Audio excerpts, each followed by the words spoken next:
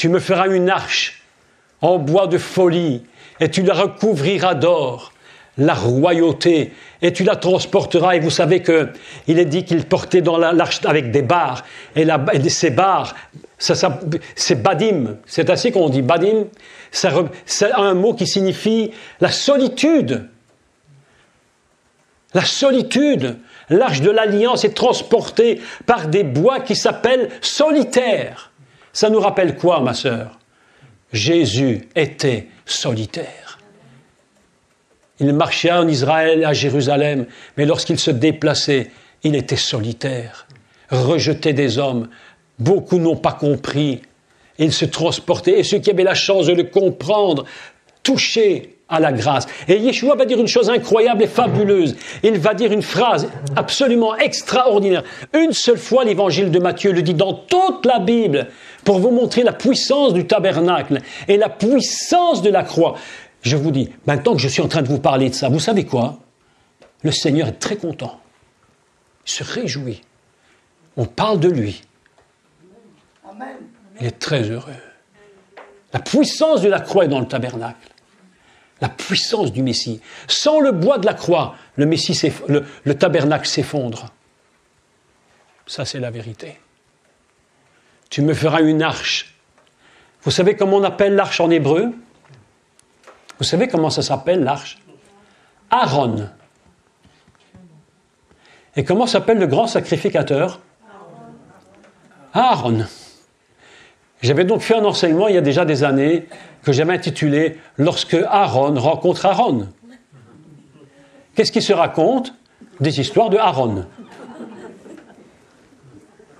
On parle de rien d'autre. Dans le Saint des Saints, on ne parle pas d'autre chose. On ne parle que de gloire. On ne parle que de justice. On ne parle que de grâce. C'est de cela qu'on parle. Et vous savez la différence entre Aaron et Aaron? Quelle est la différence? Vous savez ce qui fait la différence entre les deux? C'est que Aaron a une lettre en plus dans son nom. Il a la lettre du nom divin. La lettre He. La lettre du nom divin. Yud, He, Vav, He. Et lorsque Dieu choisit Aaron, c'est pas pour rien qu'on choisit son nom. Lorsqu'on va choisir, c'est pas pour... Il y a une raison. Dieu dit, Aaron, toi le grand prêtre, j'ai mis ma lettre dans ton nom. J'ai mis ma lettre dans ton nom, afin que tu me serves par l'esprit. Parce que le He, en hébreu, c'est la lettre du souffle. La lettre du souffle, c'est une lettre qui n'a pas de son. C'est une lettre qui ne fait qu'un souffle. Et Dieu dit, j'ai mis mon souffle dans ton nom, afin que tu puisses rencontrer mon Aaron qui est caché derrière. C'est ça la vérité. Amen. Et lorsque Aaron rentre et qu'il rencontre Aaron, alors il y a une connexion qui se fait. La connexion se fait. Devant l'Éternel, nous sommes tous des grands sacrificateurs. Et nous avons reçu l'Esprit. Et c'est par l'Esprit que nous avons la communion et que nous fusionnons avec l'arche céleste. Sinon, ce serait impossible. Alléluia. Le Seigneur est tellement content qu'on parle de lui. Il est tellement réjoui. On peut faire de la Torah tant qu'on veut, on peut parler de tout ce qu'on veut, on peut faire du grec approfondi, on peut parler l'hébreu, connaître tout en hébreu, tout connaître, mais si tu ne parles pas de Jésus, tu parles de rien. La Torah n'était donnée que pour une chose, mes amis, une seule chose, pour révéler qui est le Messie. Amen. Si tu fais de l'hébreu pour de l'hébreu, tu es intelligent, intellectuel, c'est très bien, je ne critique pas. Et il y en a en hébreu qui sont bien meilleurs que moi, bien plus forts que moi, qui connaissent bien plus de choses que moi. Mais moi, j'ai une chose que beaucoup n'ont pas chez eux, c'est que moi, j'ai la lettre divine en moi. Et quand j'ai la lettre divine, c'est le souffle de Dieu qui contacte et qui touche ta vie. Mais avant de rentrer dans cet Aaron et de le voir, tu te présentes d'abord devant ce qu'on appelle le chandelier en français, en hébreu, la menorah. Je voudrais vous parler de la menorah parce que c'est très étrange. Écoutez bien la menorah. La menorah porte deux noms, deux façons de le dire. Intraduisible en français, intraduisible dans aucune langue au monde. Tu peux parler du chinois au laponais. On dit ça le laponais? Peut-être. Tu peux parler toutes les langues du monde. Il y a des traductions impossibles. La Ménorah, pour la première fois, ne s'appelle pas la Ménorah, mon frère. Tu sais comment elle s'appelle? Elle s'appelle la Ménorat. Avec un tav. Avec un tav. La Ménorah. Ménorat. C'est très important parce que, qu'est-ce que c'est que la Ménorah? La première lettre nous rappelle une chose, même nous rappelle une chose, c'est la source. Maïm, l'eau, la source, le Mashiach. La première lettre nous parle du Mashiach. Ça vient de là-haut. La source, Maïm de l'eau, c'est le Mashiach. D'ailleurs, Yeshua avait dit, si tu ne sors de la source d'en haut, si tu ne sors de la source d'en haut, tu ne peux pas voir le royaume de Dieu. Lorsque Nicodème va voir Jésus, il va lui parler. Il va lui dire, il faut que tu... On a traduit nous-mêmes, il faut que tu naisses de nouveau. Mais l'expression d'être de nouveau, dans ce cas où Jésus parle, n'a rien à voir avec ce que nous disons nous. Rien à voir. Parce que Nicodème, quand il vient voir Jésus de nuit, il ne vient pas voir Jésus pour la repentance de ses péchés, vous savez. Non, non, non, non. Nicodème n'avait pas besoin d'aller voir Jésus pour la repentance de ses péchés. Nicodème allait voir Jésus parce qu'il faisait beaucoup de miracles. Et il lui disait, tout le monde sait que tu ne viens pas de n'importe où, toi. Personne ne peut faire ce que tu fais si tu ne viens pas d'en haut. Et Jésus va lui répondre, si tu ne sors de la source d'en haut, tu ne peux voir le royaume de Dieu. Et tu ne peux même pas y rentrer. Toi qui es docteur de la loi, première lettre de Ménorah, Maïm, l'eau, le Mashiach. Extraordinaire.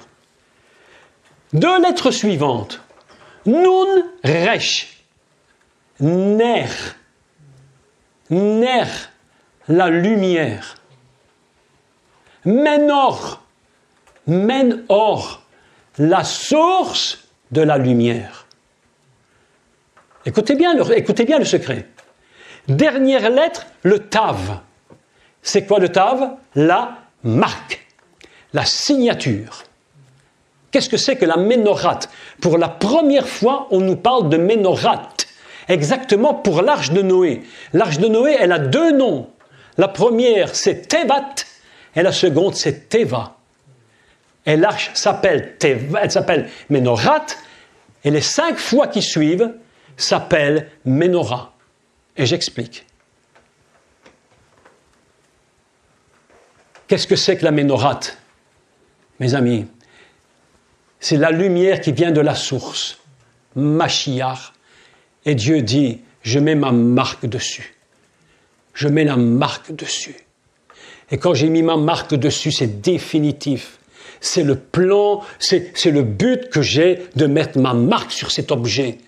Parce que vous allez voir, la façon dont il est construit est absolument inimaginable. Et je vais vous faire un commentaire rabbinique incroyable. Comment elle est sortie, cette arche? Parce que le texte hébreu ne nous dit pas tout à fait la même chose que le texte français. Il va nous expliquer un miracle de la création de la Ménorat. La Ménorat a été créée miraculeusement, mes amis. C'est un miracle de Dieu. C'est pas quelque chose d'homme. Une fois Ménorat. Thierry, une fois. La première fois. Ça nous dit quoi? La première arche, mes amis, se trouve là-haut. Amen. D'ailleurs, dans l'Apocalypse, il rentre et il voit l'arche de l'Éternel. Il rentre là-haut et il voit l'arche céleste. Elle s'appelle Ménorat. Et puis Dieu parle. Et il dit, lorsque tu me feras... Je rentre dans la deuxième explication du deuxième mot. La deuxième fois que le mot Ménorah apparaît, il ne s'écrit plus de la même manière. Il a une autre écriture hébraïque. Toujours même la source. Toujours nord, la lumière. Et la troisième lettre, le Hé, la lettre de l'esprit, la lettre du nom divin. Il dit, lorsqu'elle sera faite sur terre, cette lumière sera mon nom. C'est pas extraordinaire? Cette lumière de la source messianique sera mon nom, mon souffle. Le Hé en hébreu a plusieurs sens. Vous savez que les lettres hébraïques ont des sens. Elles veulent dire quelque chose. Eh bien, je donne 3 sens à cette lettre Hé. La première, on va donner 2, donnons-en 2. La première, c'est une montagne. La seconde, c'est une personne éminente et élevée. Qu'est-ce que c'est la Ménorah? C'est Dieu qui dit, la source de la lumière, c'est moi, le Messie. Quand tu vois la Ménorah, tu vois le Seigneur. Et je vais vous dire quelque chose de surprenant. Je vous ai dit tantôt que la lumière était faite, les mèches étaient faites avec des vêtements des sacrificateurs. Quand ils étaient usés, écoutez la leçon que Dieu nous apprend. Écoutez la leçon. Quand tu crois que tu es foutu et inutilisable, Dieu te dit, je peux encore t'utiliser. Je peux encore t'utiliser. Ah, je suis vieux, je suis à la retraite, c'est fini, qu'est-ce que je peux faire? Dieu te dit, donne-moi tes vieux vêtements, je vais te les couper en morceaux. Je vais mettre le feu, je vais t'allumer et tu vas briller pour les autres. Même quand tu sens que tu es vieux, que tu es plus utilisé pour le service auquel tu étais choisi dès le départ, Dieu dit, ne t'inquiète pas, je t'utiliserai encore jusqu'à ce que la mèche soit complètement brûlée. Ce qui brûlera ta vie en Dieu jusqu'à la fin de tes jours, à ton dernier souffle, c'est le feu de Dieu. Et tant que tu n'auras pas complètement disparu, Dieu t'utilisera. Dieu t'utilisera. C'est ça la vérité. Tu t'imagines que lorsque tu rentres dans le tabernacle et que tu rencontres l'arche, Aaron, imagine, fais un peu une image dans ta tête. On est dans le siècle des images. Hein. Aujourd'hui, on te fait des petites images, ça passe très vite. Autrefois, tu lisais des romans de 500-600 pages. Aujourd'hui, tu lis des petits trucs de 3-4 lignes, c'est tout. Mais fais-toi une image, on est dans le siècle des images. Imagine Aaron qui rentre avec sa lettre Hé. Elle se tient devant le chandelier, mais elle ne s'appelle plus Tevat, il s'appelle Teva. Et lorsque le Hé rencontre le Hé, ça donne quoi? Le nom divin. Hé, Vav. Hé égale Yud. Yud, 26, c'est donc le nom divin. Lorsque Aaron rencontre l'arche, nous voyons dans l'arche, tout à coup, le nom divin est en train d'apparaître. Mes amis, lorsque tu te présentes devant quelqu'un, il faut qu'il voit le nom de Dieu en toi. La connexion dans le tabernacle est quelque chose d'inimaginable. Lorsqu'il rencontre la Ménorah, la puissance de l'Esprit s'unit. Hé, Vav, Hé, l'Éternel. Extraordinaire. Le chandelier, nous dit la Bible, était en or battu. Les rabbins nous font, évidemment, ils nous expliquent que c'était un seul gros lingot d'or. Imagine le prix. Imagine le prix.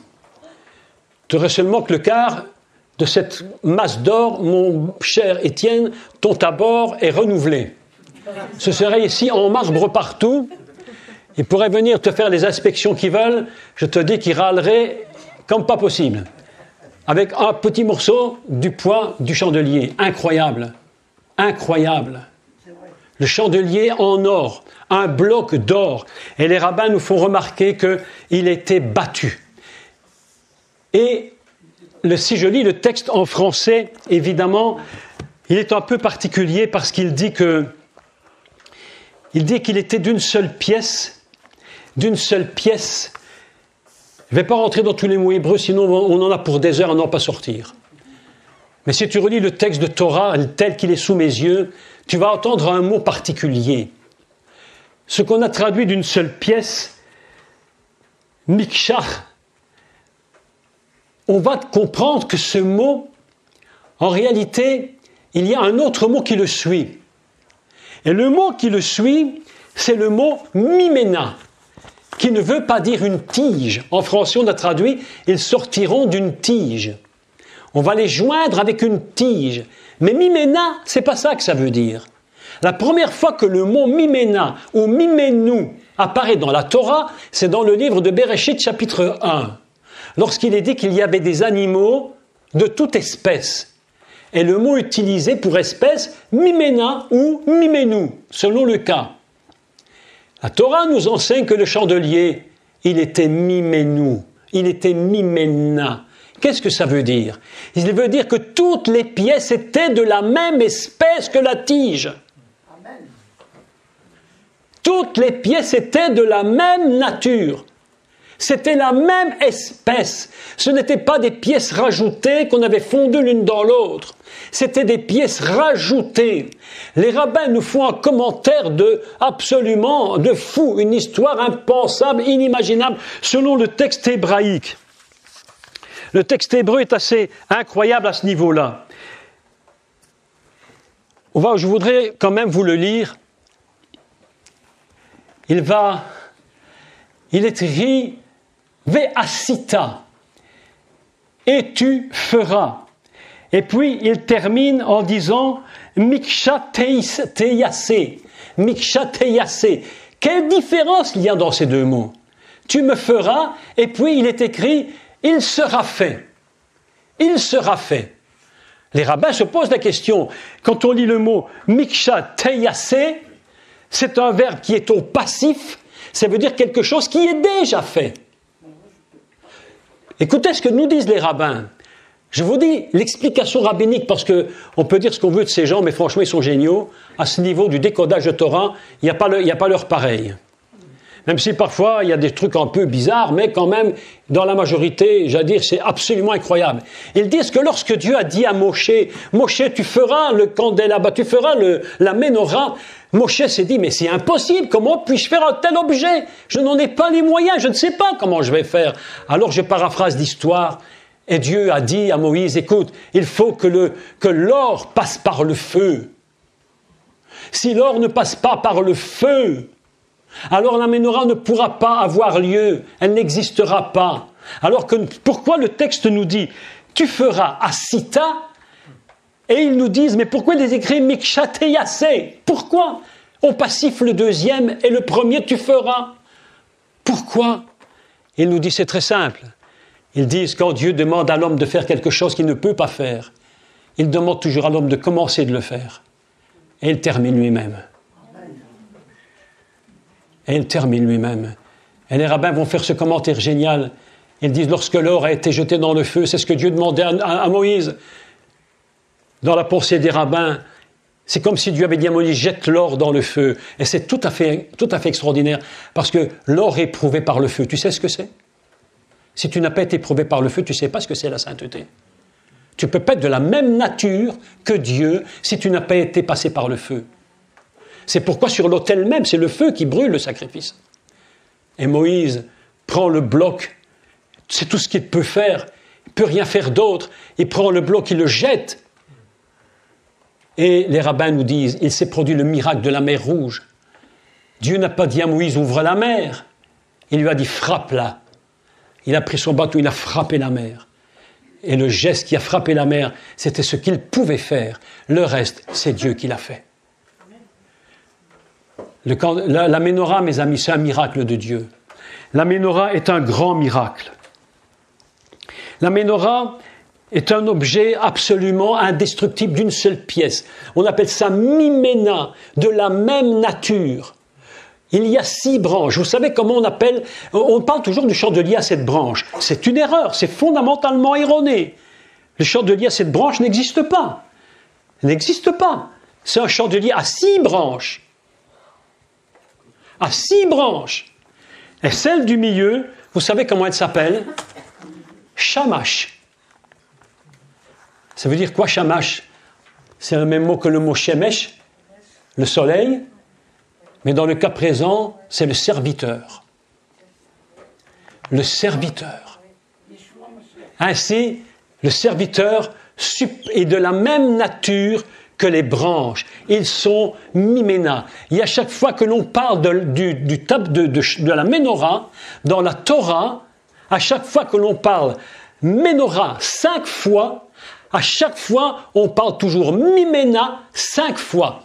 Alors je dis, mais pourquoi il le répète? Pour que tu comprennes bien que le chandelier, tout ce qu'il est de la même nature, d'une seule pièce. Et pour le sortir, il fallait qu'il soit battu, frappé dans le feu, pour qu'il puisse sortir en une seule pièce et représenter ce qu'il était. Ainsi, tu te trouves lorsque les sacrificateurs rentraient dans l'arche, dans le lieu saint, ils se présentaient devant la Ménorah, ils la regardaient, et tous les jours, ils devaient l'entretenir matin et soir. Mais ils ne l'entretenaient pas n'importe comment. Vous savez comment ils entretenaient les lampes? Il y avait un système très important. On n'entretenait jamais les lampes par le dessous.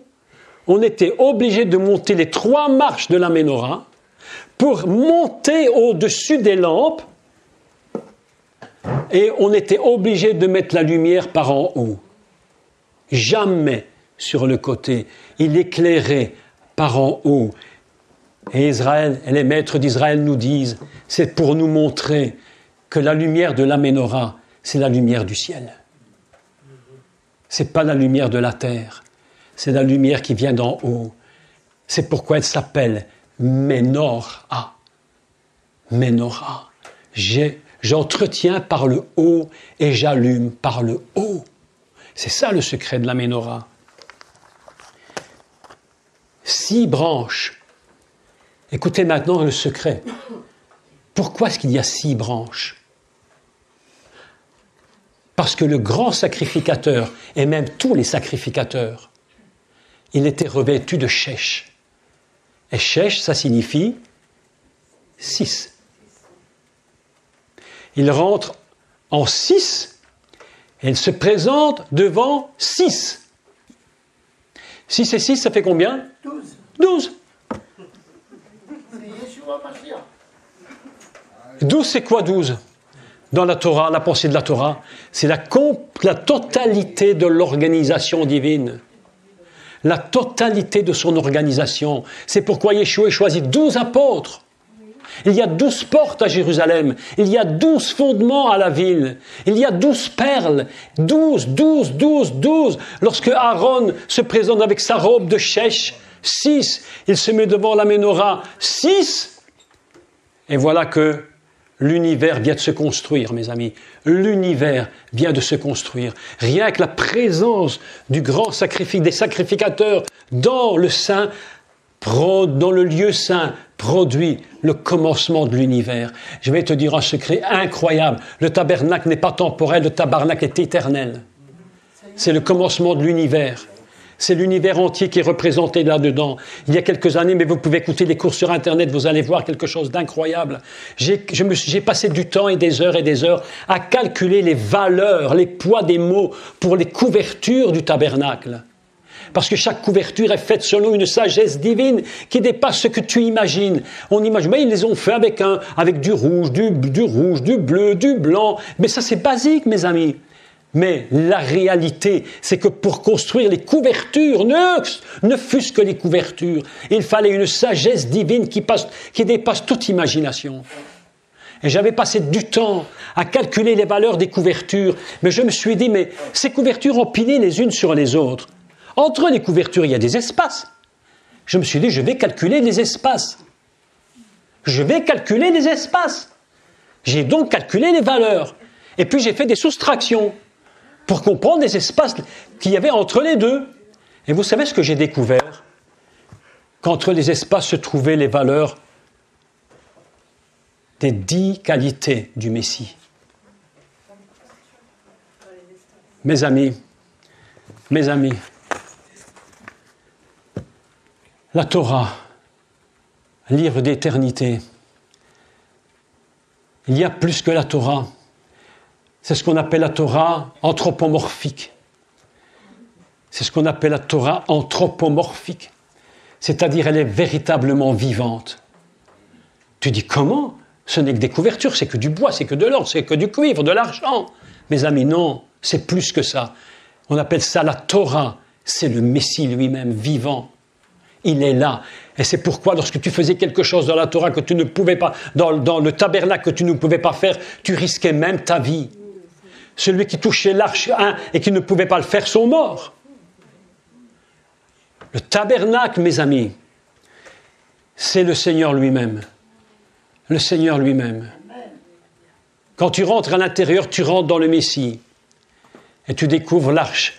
Et tu découvres la menorah qui est devant toi. Et les branches sont attachées 2 par 2. 2 par 2. 2 par 2. Est-ce que ça ne vous rappelle pas quelque chose que Yeshua a dit 2 par 2? Qu'est-ce qu'il a dit? Lorsque vous irez apporter l'évangile, la bonne nouvelle, allez-y, 2 par 2. Tu ne vas jamais seul, tu vas toujours avec un pendant qui est avec toi. Tu es toujours avec celui qui est à côté de toi. On ne travaille pas seul dans l'Église. On ne travaille jamais seul. On travaille ensemble, mes amis. Ensemble. Les loups solitaires sont dangereux dans l'Église. Il y a beaucoup de gens qui ont fait du loup solitaire. Mais nous devons travailler en connexion. Nous sommes tous de la même espèce en finalité. Nous n'avons pas tous le même caractère, mais nous sommes de la même espèce, d'une seule pièce. D'une seule pièce. Ainsi, la menorah est un objet totalement indivisible. Complètement indivisible. La menorah représente indivisible comme Dieu lui-même est Érad, indivisible. Dieu a Érad, indivisible. C'est ça que nous dit la menorah. La menorah est comme Dieu et son peuple, indivisible. C'est tellement impressionnant que la Torah nous enseigne que les lumières de la menorah éclairaient devant. Elle éclairait devant. Mais qu'est-ce qu'il y avait devant? Les 12 pains. Les 12 pains qu'on appelle en français les pains de... Très vilaine traduction d'ailleurs. Il faut changer la traduction. Ça s'appelle les Rev Hapanim, les pains qui ont des visages. Littéralement traduit. Les pains qui ont des faces. Et les 12 pains qui ont des faces étaient là. Regardant la menorah. Et la menorah les éclaira en pleine figure. Ils étaient éclairés par la menorah. Et ces 12 pains, mes amis, représentent à la fois la totalité d'Israël, les 12 tribus d'Israël, et en même temps représentent la totalité de l'histoire du monde et de la création de l'univers. Dieu éclaire son monde par sa lumière. Dieu éclaire son monde en face. Dieu ne t'éclaire pas par derrière. Il dit, je suis une lumière sur ton sentier. Je suis une lampe sur ton chemin. Il ne dit pas, non, non, non, non. Il ne dit pas, c'est par derrière, afin que tu ne tombes pas, je mets la lumière devant. Je t'éclaire de face, mon frère. Tu es toujours éclairé de face, jamais derrière. Parfois, tu ne comprends pas ton chemin, mais ne t'inquiète pas, regarde la lumière, elle est devant toi. Tu marches, elle est juste devant toi, elle est à tes pieds. Les pains au visage, apanim, apanim, les pains qui ont des faces. Tu te rends compte? Ça te fait rire, hein? Elles ont un fou rire pas possible. Parce que j'ai dit que les pains étaient en train de regarder la lumière, ça les fait rire. Mais mes amis, je te dis, vous savez que quand la lumière de Dieu éclaire ta face, il se passe un miracle. Quand la lumière éclaire ta face, tu deviens transfiguré. Lorsque le Messie était sur la montagne et que sa face était transfigurée, c'est-à-dire que la lumière l'avait touché, la gloire l'avait touché, et ses yeux, son visage étaient complètement transformés. Lorsque tu te présentes devant la menorah, la lumière d'en haut, tu ne peux pas ressortir comme tu étais, c'est impossible. Tu dois être transfiguré. Le pouvoir de la menorah est inimaginable. Vous savez que dans le tabernacle ou dans le temple, il n'y avait aucune fenêtre. Il n'y avait rien. La seule lumière qui éclairait, c'était la menorah. Dieu ne veut pas dans nos églises qu'il y ait des portes ouvertes sur la lumière du monde. La seule lumière qui éclaire notre église, c'est la menorah. Et vous savez pourquoi l'église va si mal? Vous savez pourquoi les synagogues vont mal? Parce qu'il ne faut pas croire que ça va bien. Vous savez pourquoi? C'est parce qu'on laisse entrer le monde dans l'église. La lumière du monde éclaire ce qu'elle ne doit pas éclairer. C'est la croix qui nous éclaire. Ce n'est pas nous qui éclairons la croix. Ne vous trompons pas. J'étais choqué, mon frère, quand j'ai vu un reportage sur Internet sur la fête de Hanouka. La fête, j'étais choqué. J'étais terriblement choqué. C'est la fête, c'est un carnaval, oui ou non? C'est un carnaval. Ils viennent, j'en ai même vu un venir à la synagogue habillé en démon, déguisé en démon. Un autre était déguisé en clown. Et je ne te passe pas les meilleurs. Elle est pire. Pas les meilleurs, les pires. Et ils rentrent dans la synagogue. Et ils font la fête d'Hanouka en disant Dieu nous a donné la lumière. Mais tu rêves. Mais tu crois que Dieu se réjouit de cette fête quand tu fais de telles bêtises? Allons, soyons sérieux. Lorsque tu ouvres une porte ou une fenêtre dans l'église ou dans la synagogue et que la lumière vient du monde, comment veux-tu être béni par l'Éternel? C'est impossible. Tout à l'heure, nous discutions sur l'histoire des églises. On se disait, mais quelle catastrophe! Quelle catastrophe! Il n'y a même plus la lumière de Dieu dedans. Ce n'est plus que des réflexions humaines, des considérations humaines. Tout ça, ça ne sert à rien, mes amis. D'abord, la lumière de Dieu. Et voilà que la Ménorah est là. Et on va l'entretenir soir et matin, tous les jours, on l'entretient. Les sacrificateurs rentrent. Vous savez, mes amis, est-ce que vous savez... Écoutez, je vous pose une question. Écoutez-moi bien. Question très, très étrange. Savez-vous pourquoi l'huile est sainte?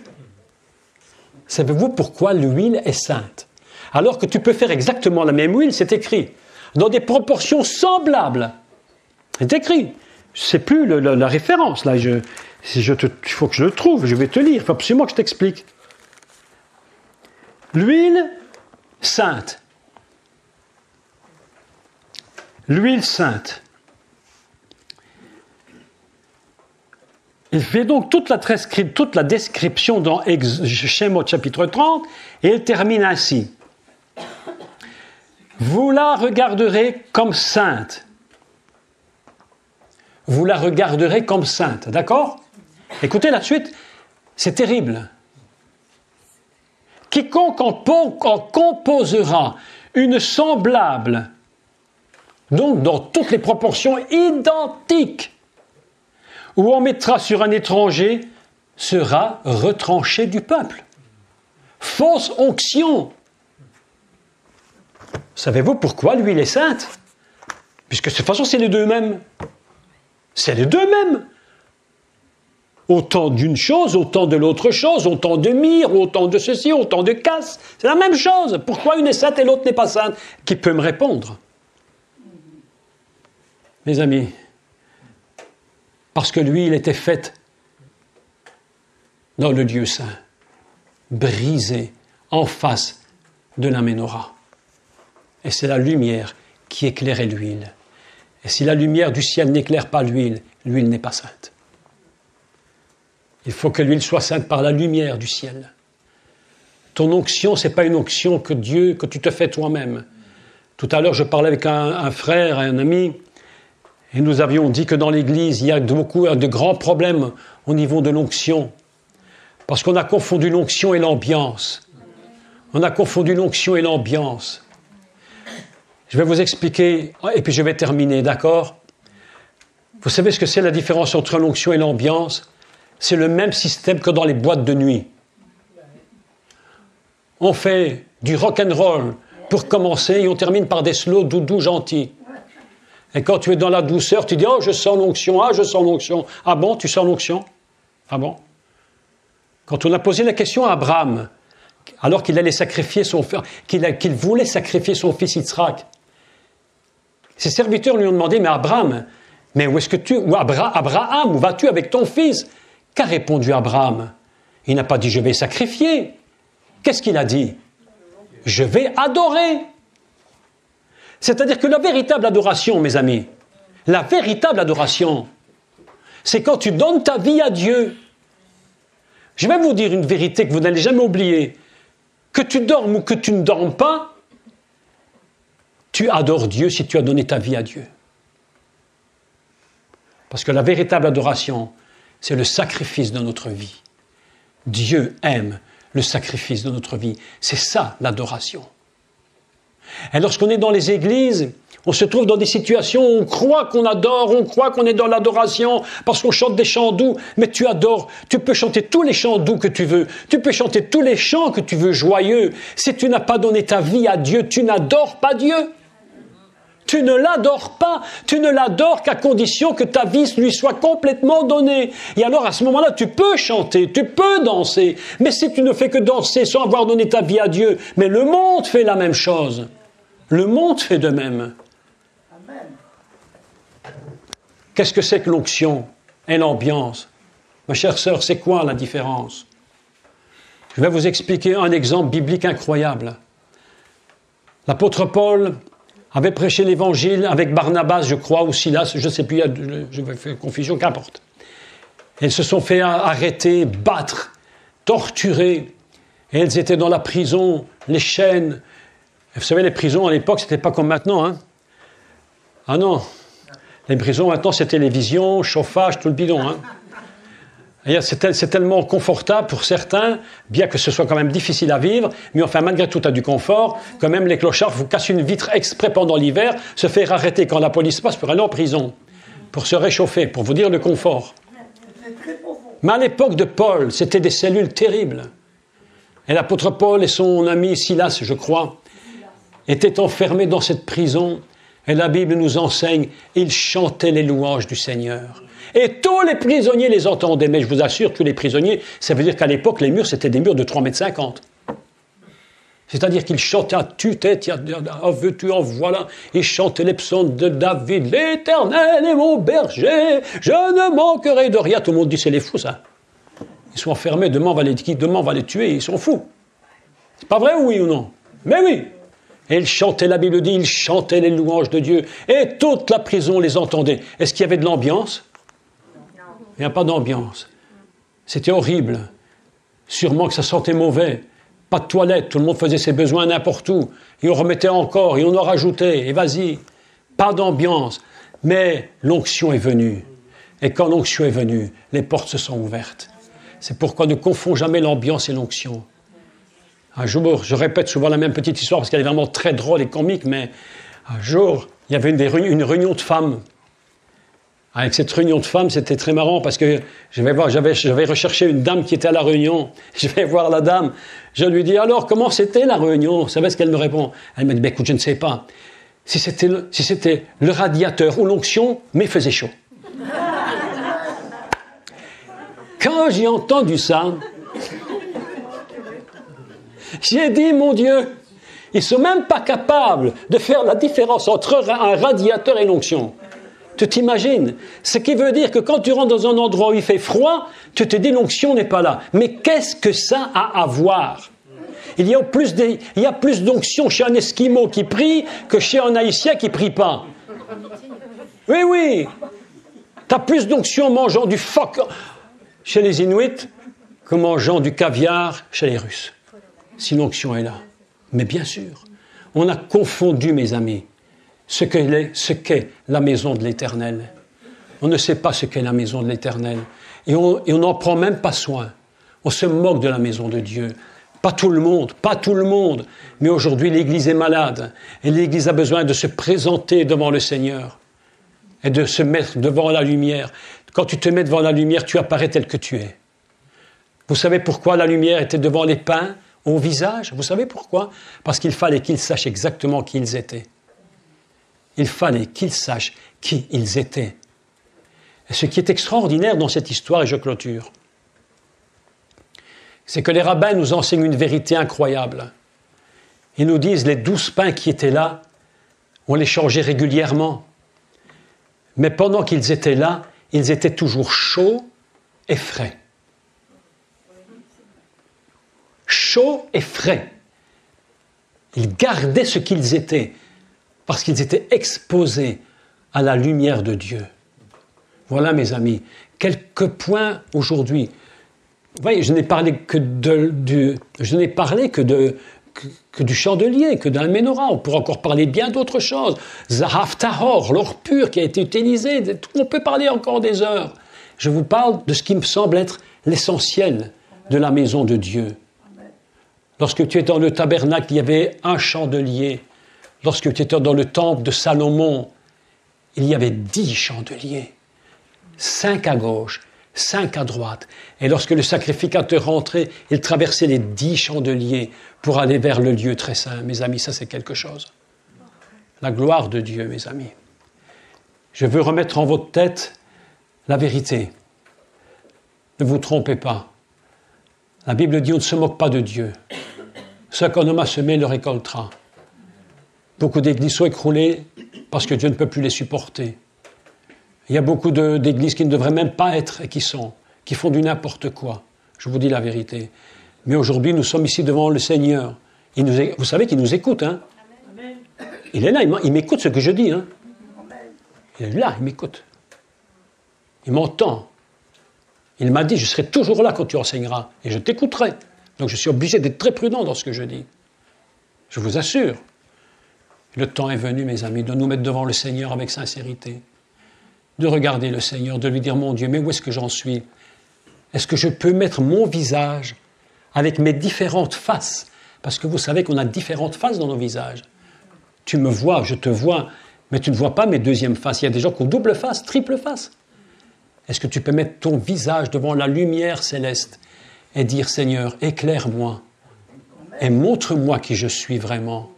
Montre-moi qui je suis, afin que je puisse te servir avec ma robe de lin, et que je puisse me présenter devant toi. Le Seigneur nous l'a dit hier, il nous l'a dit, il n'y a qu'une robe au ciel pour toi. Il n'y a pas une garde-robe avec 2 robes, il n'y en a qu'une pour toi, mon frère et ma sœur. Et cette robe-là, il te la donne. Prends-en soin parce qu'il n'y en a qu'une. Il t'en donnera jamais une deuxième. Une seule robe. Je voudrais ce soir qu'on puisse se mettre devant le Seigneur pour qu'on comprenne cet enseignement à la fois important, pas compliqué, et à la fois pour certains peut-être un peu étrange. Mais ce soir, ce que le Seigneur nous demande, il dit, comme il a demandé à Adam, après la faute, durant l'Éden, il lui a dit, Adam, Hayeka, où en es-tu? Où en es-tu? Est-ce que tu sais me dire où tu en es ce soir, devant le Seigneur, et dire, mais où en es-tu dans ta vie? Où en es-tu devant moi? Où en es-tu dans ton ministère? Où en es-tu? Est-ce que tu es encore digne ce soir de me servir? Est-ce que tu es encore digne d'entretenir ma menorah? Est-ce que tu es encore digne de porter la robe? Est-ce que tu as bien décidé de tout laisser en arrière? Est-ce que tu es capable de me donner toute ta vie? Toute ta vie? Est-ce que tu es capable de m'adorer par le don de ta vie?